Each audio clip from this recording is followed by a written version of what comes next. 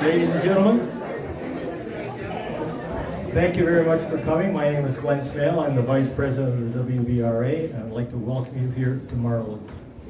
We're very happy to have Marwood help us out every time. They've never said no to us, and I really appreciate what they've done for us in the past and what they're going to do for us in the future. So thank you to the Marwood staff.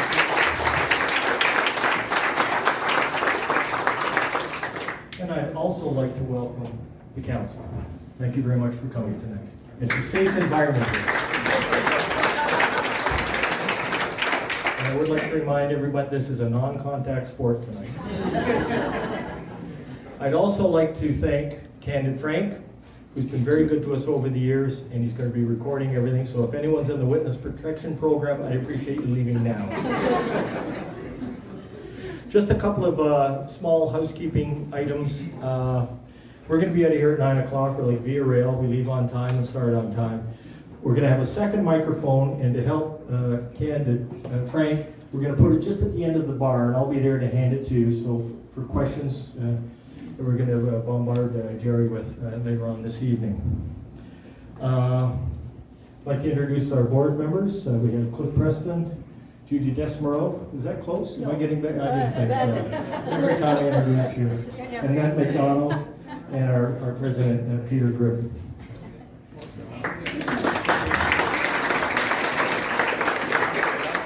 And our vice president, Glenn. I'll introduce myself. Thank you. So without any further ado, I'll introduce Peter, who's just going to give us a brief update on what's happening with our association and the town, of course, as well. Thank you.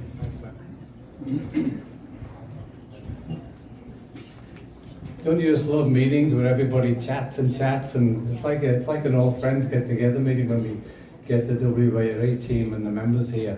So thank you all for coming out. Great turnout yet again.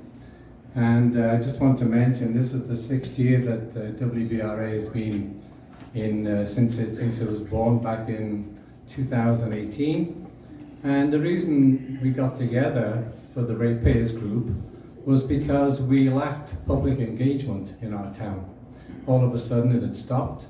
We seemed to be shut out of any discussions on decisions that were being made. And I think you can all agree that it's a little different now. And public engagement meeting on Tuesday night, where it was an open forum, anyone could ask any question they liked. It went for a couple of hours. There was lots of questions. And the biggest single issue, guess what? The parking pass. So my feeling was that that's the biggest issue we have in our town now. Things are really good.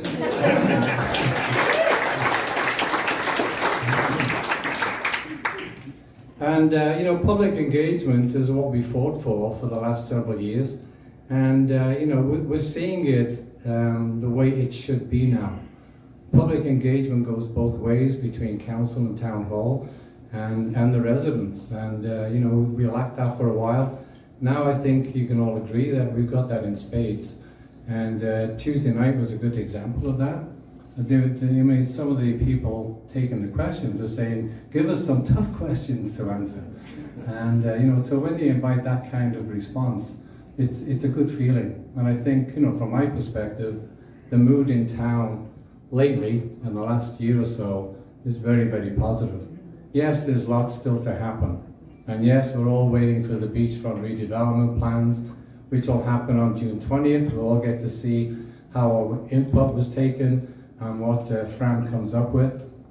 And we'll also see a bit more about the hotel that finally the longest freshwater beach in the world is going to get. So more to come, but feeling pretty positive.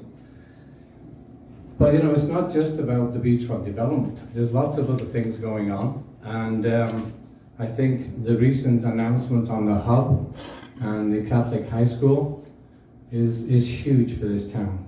How long have we been waiting to get our kids off the buses and get them into their own local schools? And actually, for parents to spend time in our own community, spending money after hours of school when there's events going on. So I think that's a huge one, and certainly worth a lot of congratulations on the way this was creatively put together to present to the ministry in Ontario. So thank you for all the effort that went into that and the creativity that was put into it. Also, there's other projects. The Deputy CEO, Gerry, he's going to speak to a couple of those shortly. But a couple of things from our membership point of view. One, we will be putting out a survey to you in the next several weeks, probably by the end of June, I would say. And we want to hear from you. What are the things that are top of mind for you? What are the comments you have to make about some of the things we'll ask you about in the survey? And when we get that collective input, we will actually, like true public engagement, we will meet with the town and we will actually share the comments. We won't share the names, we'll just share the general comments that what we're hearing from you. Hopefully it's very positive, but there may be some things that we're not happy with, so we need to know that too. Secondly, membership. See a lot of you signing up tonight for the membership. We need those membership fees. It's per household, it's $20, and as you probably may or may not know, your renewal of the membership will be on whatever date you pay it. So our year end is the 31st of May, so the year starts 1st of June, but for your purposes, whenever you pay us, that's when the payment will be due next year as well. That's it from me. I'm feeling pretty good about where we are. 2025, we're hearing shovels in the ground on quite a few developments. So, let's just hope that comes to fruition, and I'm pretty hopeful and positive that it will. I'm going to hand it back to Glenn now to introduce our guest speaker tonight. Thank you. Thank you. It's my pleasure tonight, and I was allowed to say a couple of comments about our speaker, so don't throw anything at me. It's my pleasure to introduce the Deputy CEO, Andrew, of Special Projects. I'll give you a brief history of his background. He's had extensive experience in municipal affairs and business. He was a warden of Simcoe County for 4 years, mayor of Penetang for 8 years, and interim CAO of Wasaga Beach in 2018 to 2022 to 23, just to warm up the seat for Andrew. But the one thing I really wanted to make sure you're all aware of, he was Vice President of Operations, Engineering and Planning for Rogers. He will not help you with your Wi-Fi tonight. So with that, Gerry, welcome. We look forward to what you have to say. Thank you.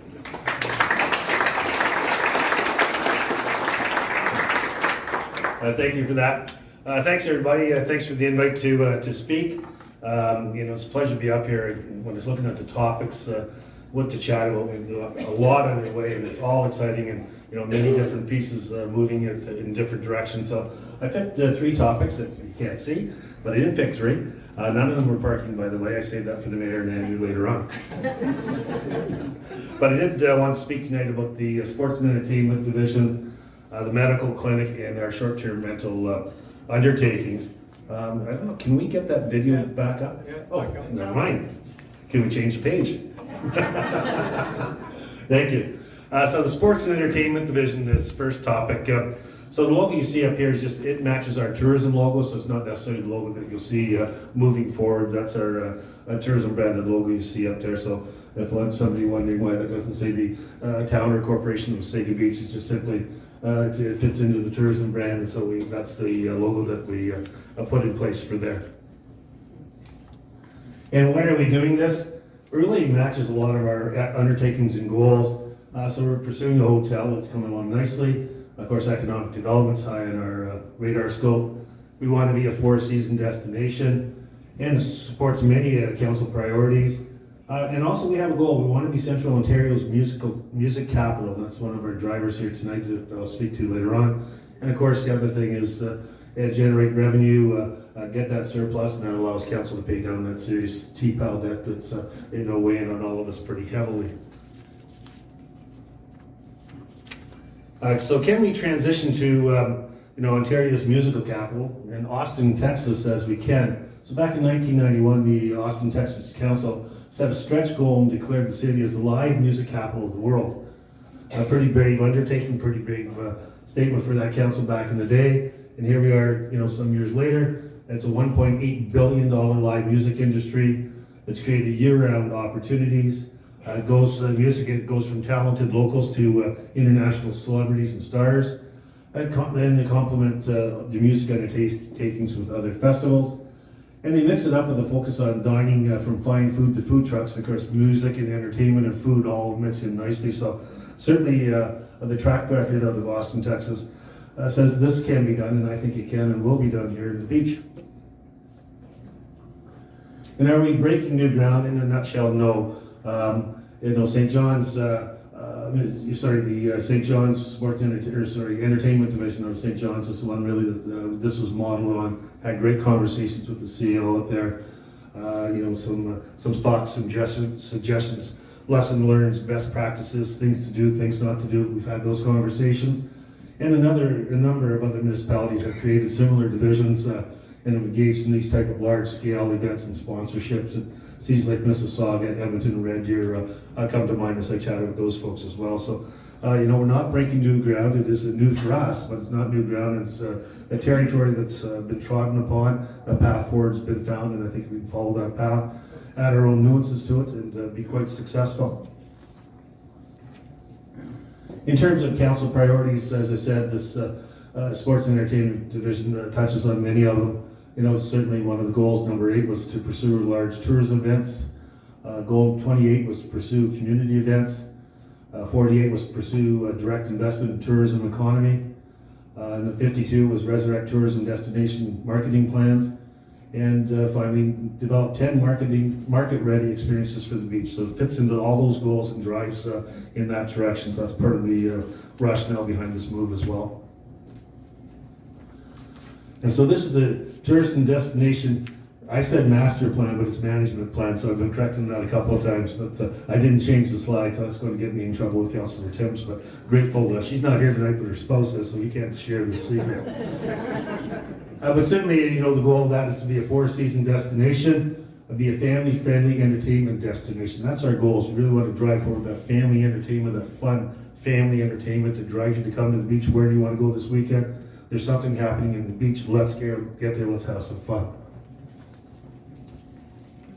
And certainly, pursuit of a hotel.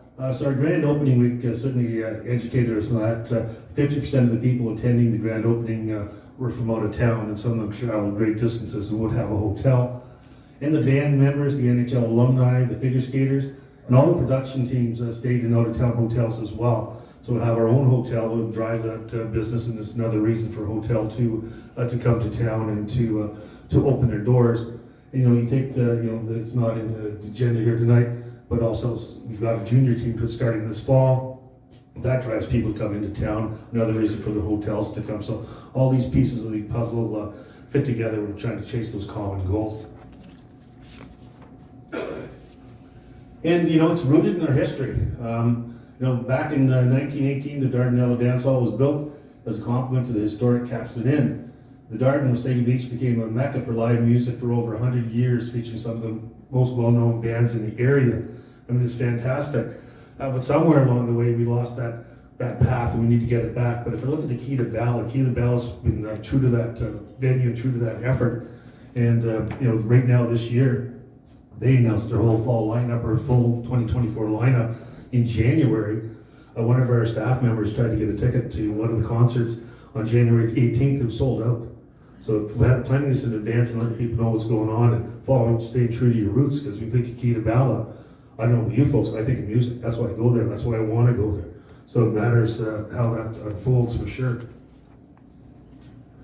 Now look at the bands we've had. Look at our history. Right? You got Burton Cummings was here, and Blue Rodeo, we've got them back. We've got Kim Mitchell, Amanda Marshall, who's coming back up for air right now, Nellie Furtado.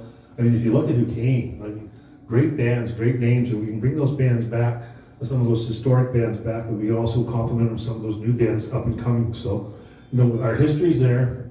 We can rinse and repeat some of this history, really bring some of these bands back, and then complement that with new bands coming forward.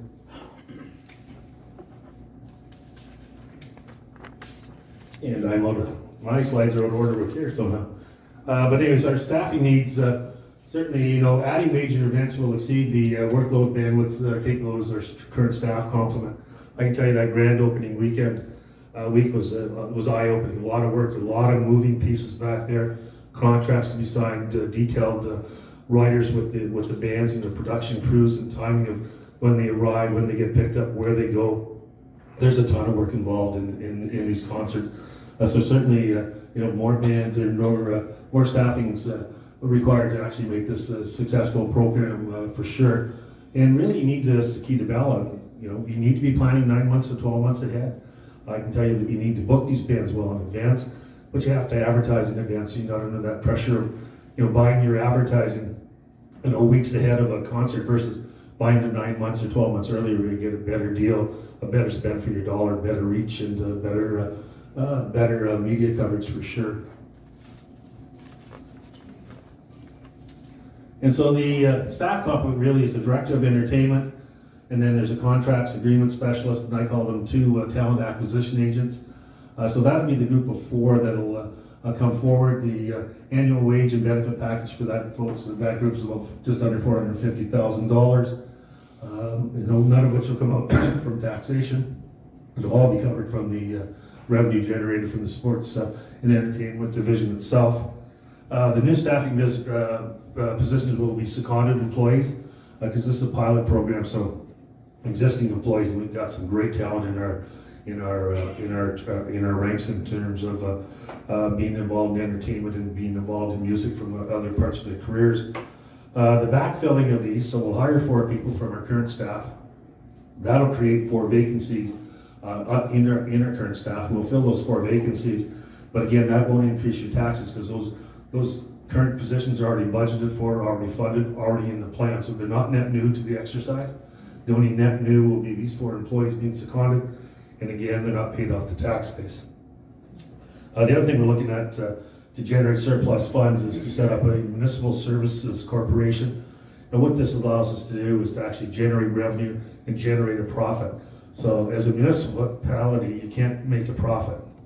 You're not allowed to. So you need a municipal services corporation that allows you to generate that profit, generate that surplus, and then drive that revenue dividend back to the town itself so council can spend that, and guide where that money goes. So the board of directors will actually be all sitting members of council.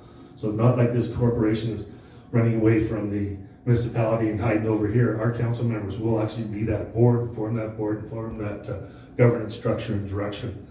So there's safety and comfort for all of you knowing that your council members are sitting where they should be.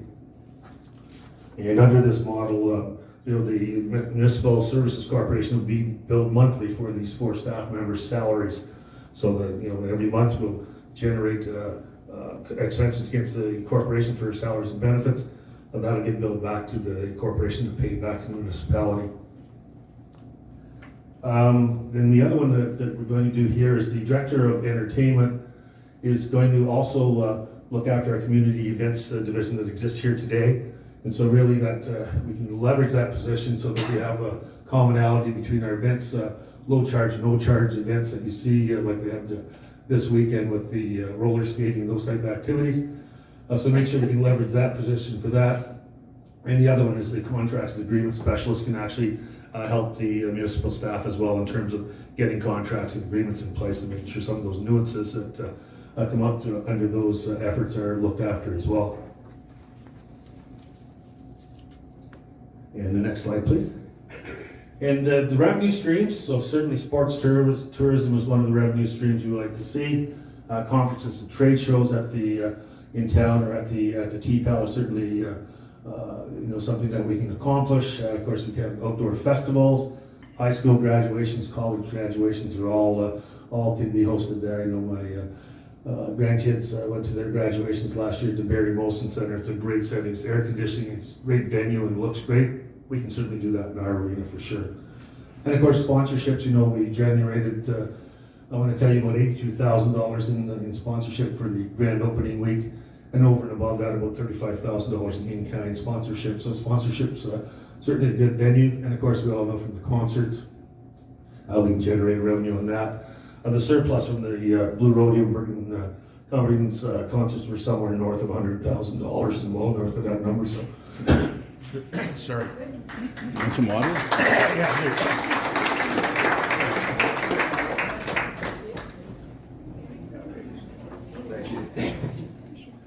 Sorry about that, folks.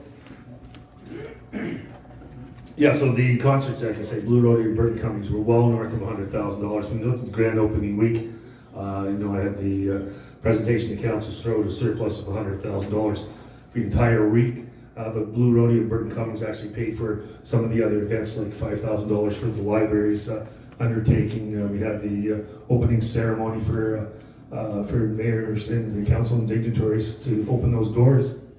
And we actually also assisted with Snowman Mania and looking after some of that production activity there. So it's great that way. The concerts themselves, if you look at the ticket sales, so this is for 2025. But if you look at, really we're looking at 4 weekends. So very similar to what we did in the grand opening week. There'll be a concert on a Friday night and a concert on a Saturday night. And we'll rinse and repeat that formula 4 times over the year. If you look at that 440,000 in ticket sales, what that is average ticket of $100 per ticket per event. So you have 2,200 people can go to an event and a concert on Friday night, another 2,200 on Saturday at $100 tickets on average price. So the price of the tickets matters. I know we want to make sure that it's affordable for residents of Wasaga Beach and attractive enough for folks who are traveling. So that mix of $100 per ticket on average price is important. Sponsorships, as I said, we can certainly hit the target on sponsorships. We looked at revenue sharing. We didn't do that in the grand opening week, but it's an opportunity for us to do some revenue sharing on food sales and a few other things. So that's a revenue stream in there. And we didn't consider parking revenue for the concerts on the grand opening week, but if you're going to most concerts anywhere in town, if you want to park right on site, that's a $10 fee or $15 fee. So there's revenue to be generated on the parking side of it.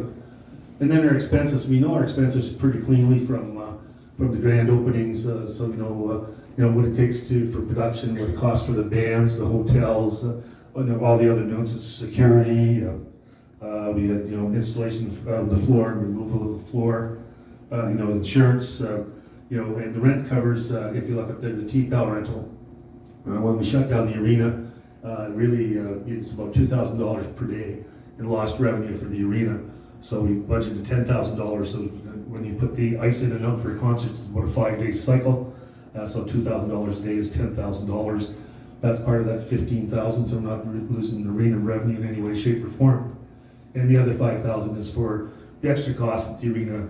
I know there's more waste, there's more cleanup, there's more staff required, so it covers those type of things as well. And then the sponsorship acquisition. One of the things we looked at is we need sponsors, beyond the borders of Wasaga Beach.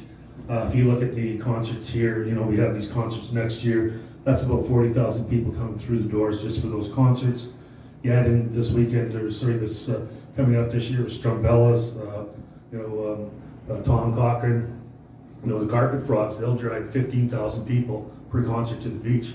So all of a sudden we're at 85,000 eyes coming in just those couple of concerts. So we're not far off $100,000 people being in front of an advertiser. So who will sponsor that? It'd be more of the major sponsors that you find in corporations downtown Toronto.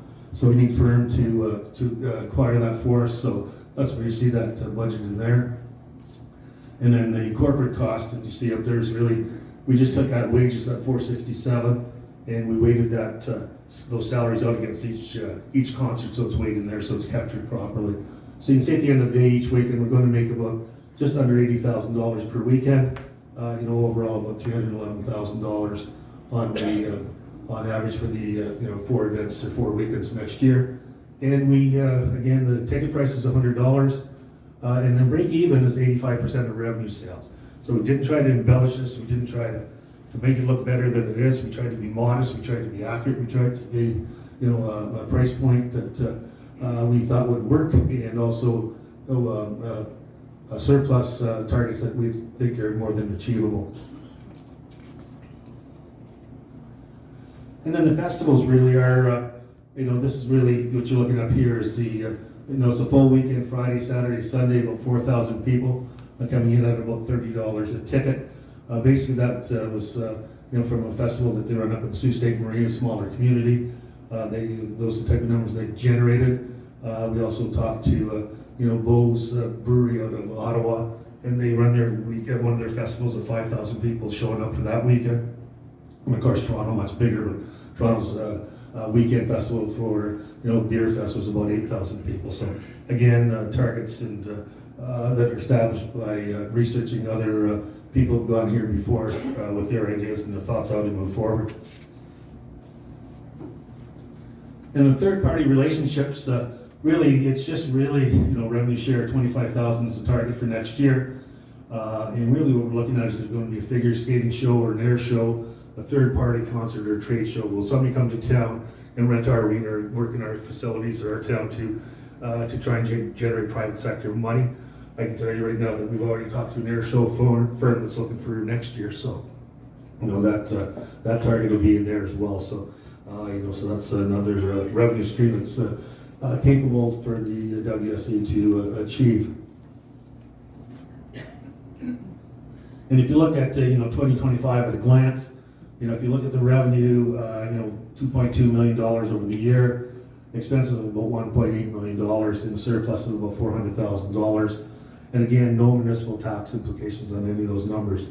So it's self-sustaining. It's a corporation that can make a good surplus at the end of the year, and as that surplus builds, council will be able to decide what you're going to do with that money and what's the wisest decision of the day to make. And right now, the paying down the debt seems to be the main target of attention, and I think that's probably where it go. But council will make that decision when we get these numbers in front of them. I should mention, so we'll be cash flow positive. So what we're doing is we're seeking this out of casino funds of about $500,000, but that doesn't come up all at once. Nobody's writing a check to the corporation for $500,000. If you think about it as an overdraft, if you will. So we've got a capability of a $500,000 overdraft. As we start out early, we'll go and dip into that overdraft to buy the concerts up front, buy what we need up front, spend that, and as revenue comes in, that'll get deposited in the bank, so to speak. And over the course of time, we'll go from using that overdraft to actually using our own money, and that'll happen by April of next year. And the other thing, by end of 2027, we're going to be about $1.3 million in surplus that the council will be able to look at, pay back that $500,000 debt if they want at that time. And so the return is 167% return on that $500,000 investment. So that works out at 38.79% annually. So I'm not trying to sell you shares, but that's a good number because I tell you something, came up with the plan. I haven't made 38.79% of my money forever, never. So that's, but it's very profitable for us for sure to go down this path. And the next slide, if you could. So the economic impact, why else are we doing this? Well, it has great reach, it has great economic impact. And we saw that from the grand opening week. I don't know if Councillor White's here tonight, but he was sharing a story that he and his wife went down to the very west end of town, as far as it go, because looking for a restaurant to get into, and couldn't get a restaurant. Every restaurant was full. And that's the impact of us doing this, the economic benefit of this. So the overall economic financial impact is about $1.6 million. And how that comes up is the Tourism Ontario, so the Province of Ontario Ministry of Tourism has a database. You go in and you just punch in your numbers, say, here's my numbers, here's how many people are coming, here's how many people are coming from out of town, here's how many people come from within 40 kilometers, etc. And it just pumps up the numbers for you based on all their data. So you can see here, $1.6 million economic lift for our municipality. That's for people, like say, eating at the restaurants, getting your gas. This number goes up, by the way, when we have a hotel. Because right now the hotels are either in Collingwood or Barrie. And because of that, then the Barrie hotel's picking up breakfast in the morning and picking up that revenue. When we have our hotel, that'll be staying here in town, and that number becomes higher than 1.6.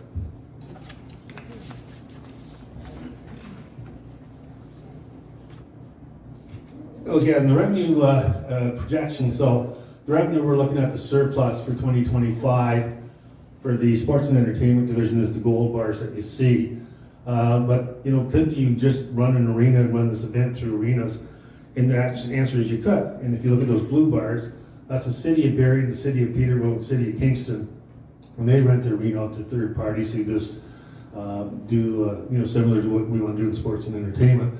And you can see they're making money of $100,000 to $120 to maybe $150 on the in 2027. So they can make money at it, but you're not going to make the same amount of money. You're not going to have the same amount of impact. And one would argue, that for us, we can seat 2,200 people per concert. Peterborough and Barrie can seat like 3 times or 4 times that number. So if you're going to rent a facility in our area, are you going to rent it in Barrie? You can rent it in Wasaga Beach. The bigger numbers in Barrie, and that's probably where you can go. So you can see though that you can make money at it, but it is my belief and council's belief as well, as we pass this motion, was that the proper and best course for us to move forward is to create the sports and entertainment division. And over to our medical clinic. I thought I'd give you an update on the medical clinic, and you can just get onto that next slide if you don't mind. So the budget for the medical clinic, really we looked at a 4-year plan. So it's $300,000 in year number 1, and 90% of that comes from casino funding of $270,000, and then 10% comes from taxation of $30,000.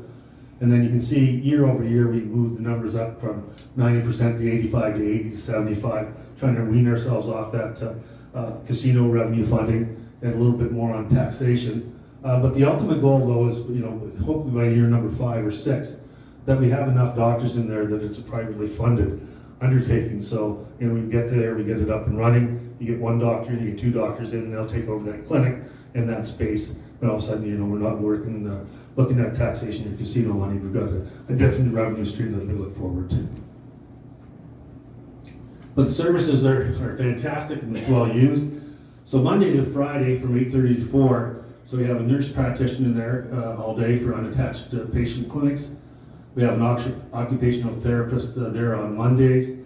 And then through the Georgian Bay Family Health Team, we have mental health, diabetes, and smoking cessation that goes on there on a daily basis. And if you wish, you can book an appointment with a mental health counselor for a one-on-one session as well.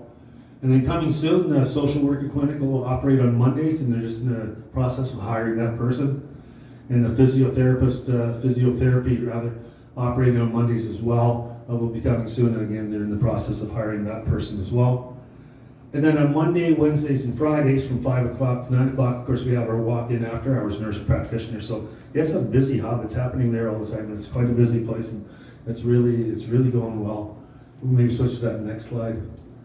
And so this is just a walk-in clinic. This is just numbers at night, and I should, and I was remiss, I should have got numbers for the other activities, so the number of people going through, but just in the walk-in clinic itself, evening hours, 568 people have used that facility, from January to date. And you can see the numbers going up, 118, 152, 157, a slight dip in April, it's a couple of days off with Easter and a few other things, but you can see it's well used. 568 people are now using that facility, and I think that number will just go up over the summer, so we have tourists and a few other folks in town as well.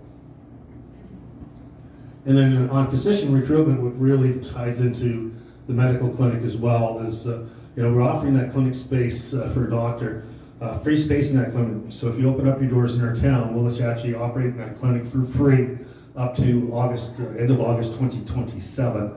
And the reason August 2027 is that's just into the next term of council by 8 or 9 months. And the council of the day can decide if they want to continue on with that program. So that's kind of where that date came from. But certainly it's free space there. We've got a recruitment incentive of $100,000 payable to the doctor over a 5-year period. And those two numbers make it quite attractive, but they're big numbers. $100,000 sounds like a tremendous amount of money, and it is. But if you go to Kingston, some Eastern Ontario, it's $250,000. It's $300,000. It's a really competitive environment out there. So with us, with $100,000 over 5 years, and if you came into that clinic today with free space, we're able to compete with those folks down in Eastern Ontario to recruit doctors and stand tall. But beyond on the clinic and the recruitment, we're also looking at the new PCAL and the arena to leverage the physician recruitment efforts. So, rural Ontario medicine practitioners, they have conferences and meetings, and so we're actually going to tour with them in a couple of weeks just to show them the TPAL, the Remax room, the Rotary room, what we have to offer. So we're going to start to showcase that, so as they bring their students in there, new doctors into the area. Again, they discover us, they discover what's available, and discover what's here in Wasaga Beach to enjoy. And also in 2026, we're looking at the physician tournament. So they come in with about 65 teams, about 700 doctors. and include medical school teams as well. And so they'll come into town in 2026 with 1,000 to 1,200 players, and each one of those players is a medical doctor. So again, opportunity for them to discover us, discover what's here, and discover the excitement of why they should open the doors here in the beach. And in 2010, they came into the area and they raised about $250,000 for the hospital. So again, a great fundraising effort for the medical community, but a great opportunity for us to leverage that brand new facility in a manner that can attract physicians as well. And then short-term rentals.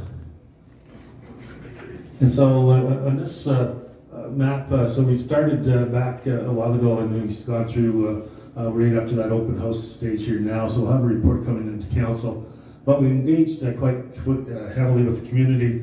We're about halfway through the development of a new short-term accommodation strategy. We've opened, so we had an open survey to all residents regarding short-term accommodation regulations, licensing, and policies, and that was well received. There was a lot of engagement on there. We had numerous one-on-one meetings with different community groups, concerned residents and business owners regarding the short-term accommodations. And we had the stakeholder engagement sessions with short-term accommodation business owners and other tourism-related businesses as well. And just last week, I attended the public engagement session for all residents. We had a mix of people in the audience and walked through, with people who captured thoughts. What do you think is important? Where do you think we should go? What's your feelings about short-term rentals and how they should operate here? So it was great. We'll bring a report forward to council in June, and along with that, we're looking at presenting council with it's called the monetary penalty system. It's called NAMS system, administrative. I can't even say that anymore. And it's administrative municipal penalty system. And what that is it allows us to charge people who are misbehaving, but the fines don't go through the court system. The fine comes right into the municipality, and that goes in, and we can put it on your taxes if you're misbehaving. So it's a way for us to manage those difficult scenarios on our own. And we're also looking at a software platform that can help us actually track who's operating short-term rental accommodations here in our area, and it tracks everywhere, so we know whether you're supposed to have your doors open, do you have a license, do you don't have a license. So we'll be able to have eyes on what's happening in every corner of our town, and then make some smart decisions and really work with people who are maybe venturing down the short-term rental path that they shouldn't be going down in an area where they shouldn't be doing it, and encourage those who should be operating in the proper areas, to make sure that we have the bar set high so that you not only open your doors, but there's a criteria that says, hey, here's the list, here's what we need to achieve, and we're on a gold standard. And if you don't hit that gold standard, then your license will be at risk. So we're trying to get our heads around it. We think we've got a good plan, and we'll come to council in June with our thoughts and our suggestions and recommendation. Council can certainly weigh in, because I'm sure every member of council's had conversations with folks on short-term rentals. So feedback that maybe staff didn't hear, I'm sure our council heard, and we'll have that healthy conversation about that in June. And I think that's it for me. Any questions? And so, just for clarity, so the other last week's meeting, they said the mayor and the CEO said they wanted tough questions. That's not me. I'll take the easy ones, but I do have Andrew and the mayor here if they get tough. But anyways,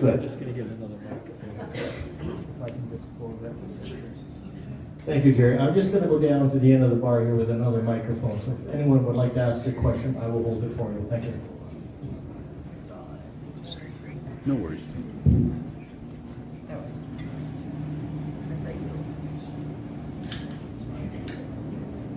Don't be shy.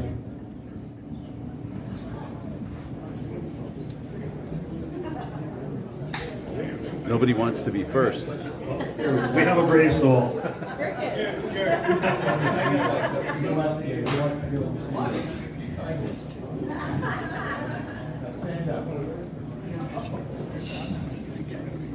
Thanks very much for that presentation. That was excellent. It does bring one question up when we're talking about becoming like the epicenter of live music in Central Ontario or whatever, and that is, what exactly is the town doing to research the ongoing legacy of the Dart? The dart we'd like to incorporate into our plans when you look at the beachfront, and I can tell you that it's a conversation from a staff level, I'm sure at the council level as well, but we all love the dart, so how do we preserve its history and how do we preserve its presence and proper place in our municipality? We don't have the answer for that yet, but we've got some really good ideas that everybody's kind of chewing on, so I don't have a direct answer other than to tell you it's on our radar scope and we'll come up with something for sure. Thank you. Anybody else? I'm told I have to stay here too. Okay, I can talk loud enough. Okay. Gerry, sorry. no, that's Gerry, can you, I understand that the Georgian Family Health Team was granted a significant grant, and our clinic is going to benefit from that. You didn't mention it in your slides, so I... Sure. Happy to speak to that. So yes, there was a grant application put in place. So when we had the clinic and we were opening up the doors, we were at, I forget what conference it was, either Association of Municipalities of Ontario or maybe Good Road. So anyways, council and staff were at that conference, and we had a pleasure meeting with the parliamentary assistant for the Ministry of Health. And so we chatted with the ministry, told them what we're up to. We're looking for funding, we're looking for a path forward, and we're looking for creative ways to move this clinic forward, so it's less of a tax burden and more opportunity can be gleaned. So we've promoted as a staff and council with the ministry there. The mayor and with council direction actually wrote a letter of support for that application as well, Council Blanchet, that we put in place, and so we supported that application with every effort we could put into it. And happy to announce, I think, and I might have this number wrong, you might have close to your heart, was in the neighborhood of about $800,000. So it was a good effort. It was a great application, great work by the family health team, but great support by the municipality from staff and council level. Good evening. My question is about the hotel, where you think it might go, how big it would be. Would it be big and gorgeous and glamorous, or would it be suitable for families traveling with their hockey playing kids? What are your thoughts about that? Maybe I'll field this one. Maybe Andrew's a little close to that action as well. So Andrew, do you mind maybe jumping in on this one?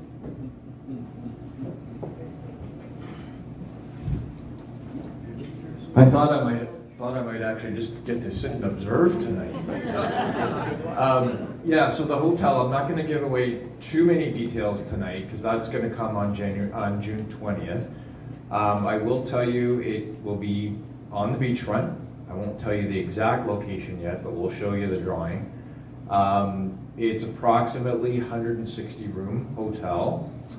It will be a name brand. I won't tell you what name brand it is just yet, but it will be one that you recognize.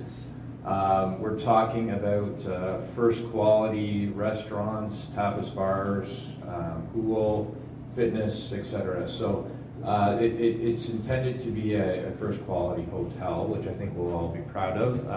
Has not been designed yet, so I can't tell you what it'll actually look like. But we are talking about respecting the history of Wasaga Beach and trying to figure out a good quality beach architecture. So that'll come along with the whole master plan. So that's a bit of a teaser, and you'll learn more on June 20th. So that's a lesson for everybody. Always travel with the boss. Hi, Gerry. I'm very, very pleased and impressed by the announcements about the high school. I hear talk of other high schools, but we'll wait for those. The subtlety of bringing the high school to our town is much the same as bringing a large industry here. And I wonder if you could talk to us a little bit about how many jobs that high school is going to provide and how valuable it's going to be in terms of the overall economy of our town. Certainly. So I think probably in around, looking at Andrew here as well, because we're all in those same meetings, but your employee base is probably in around a 200 employee level when you get the teachers and other staff that are involved in that.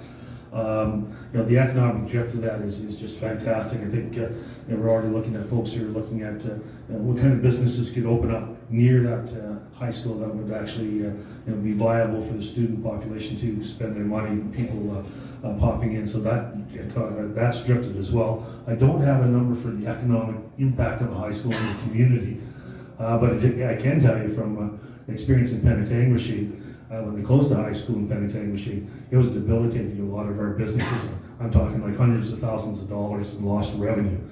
So I don't have the upside number, but I can tell you from experience the downside number is huge. So it'll have a huge impact on that. Andrew, do you have a thought on the overall economic value of a high school to the community? Not a tangible number. No. Okay, so we don't have that. Great question. But at some point in time, I'll circle back, and I apologize. I should have thought of that in advance of coming here tonight. Hi, Gerry. You talk about on the hotel. Well, that's in the future. What about now?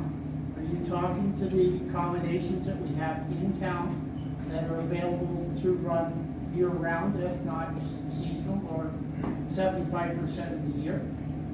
Certainly, yeah. I mean, Caitlin from our business group, economic development team, Caitlin is always involved with our local hotels and short-term accommodations and Airbnbs, chatting about what's coming, forecasting for them, what events we have, what to get prepared for.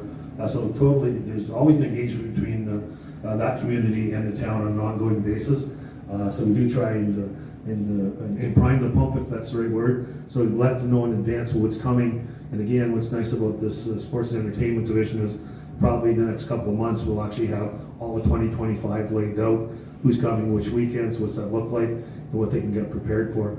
So certainly that'll help every one of those businesses plan properly, how to engage and how to be entrepreneurial in the stage that we're setting them for success on. Hey, Mark, Fred, you're looking anxious. Okay. What happened the last one? Yeah. It's just down the hall to the left. Oh, do we have one? Okay, sorry. No? Jerry, that was a terrific presentation. But I'd like to know, in addition to all your plans, all of which at this point seem futuristic, what's being done to include the infrastructure of the town to accommodate all of this? New roads, labor, stop by, sanitation, where people can, hit the washroom if we've got these crowds. What are we doing with infrastructure to accommodate all of these plans? That's a great question, and so really, I wish Kevin was here because the last Tuesday Kevin got answer a lot of the questions. So Kevin's aware of our plans in terms of what we're going to do here. So we do meet with WDI on the hydro needs for the new high school, for the concert. So we have those in advance conversations with those who need supply infrastructure, to our efforts. So those conversations go on all the time. So that planning's there. It'll be part of the budget process for 2025. So we start to understand what our costs are, what that looks like. Some of the lessons learned from our last one was parking, for instance. So we heard last Tuesday the parking in around the arena was problematic.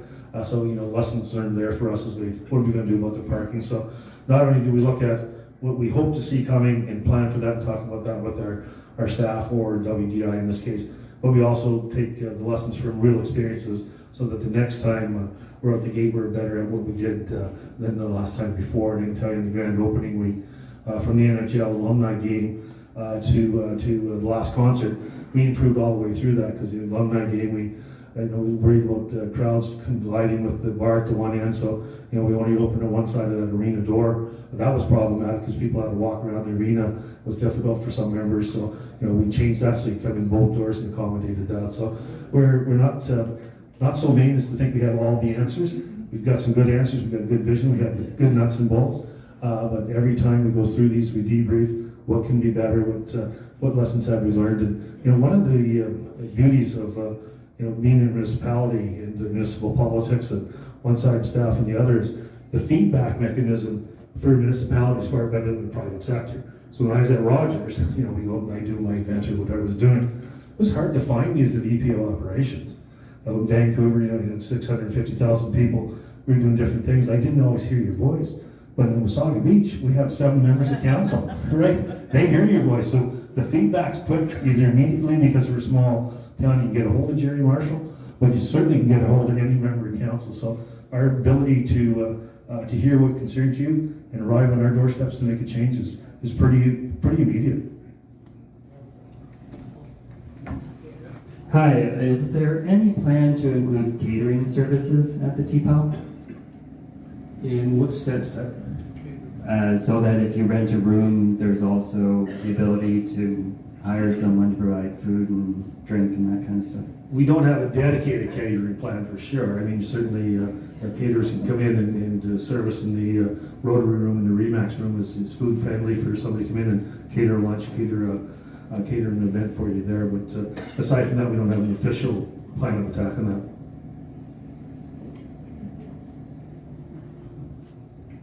that. Any other questions? Do you have samples of cookies, Ted?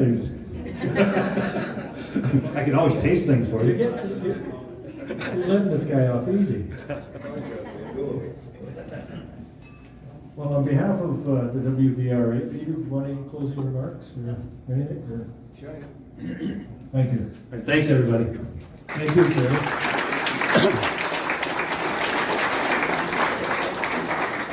Thanks, Gerry. That was very informative, and it's good to get some of the details so that people are in the know and you know what's going on. So I think you did get off a little light tonight, but that's okay. You didn't want tough questions, so they held back. Excuse me. But I think we got a lot of answers on Tuesday night too for those that are at the public meeting, and there'll be a lot more questions and answers on June 20th when we talk about the redevelopment and get some more information on that unnamed hotel. So again, very, very positive. One last thing, in this room on this Thursday night, our Wasaga Beach Climate Action Team are hosting a wine tasting, and with and if where is he? our sommelier is going to be leading it. There is the back waving his hand. So I went to this event last year. It was excellent. And you know, if you want to know more about wines and sample a few goodies as well, it's a great event. So I know they're looking for more people to come here. It's going to be right in Marwood. So if you're available on Thursday night, please show your support for the Climate Action Team. Thank you all for coming out tonight. I'll let Glenn do some of the closing comments, but it's been really fun again. I love these meetings, and I love it's always great when you've got so many friendlies in the audience. Thank you. Thank you. I'm going to be brief and just add to Peter's comments. Thank you very much. We really appreciate your support. Sometimes we feel that we're a voice in the darkness, but certainly in the last 2 years, we're being recognized, but we're also being heard. And through you generating some questions to us and what your needs are in the future, we're hoping you'll be able to address those. So thank you very much for your support. A great turnout tonight. And I'd like to say go Leafs go, but that's never going to happen. Go Leafs went. So thank you very much and drive safely home. Thank you.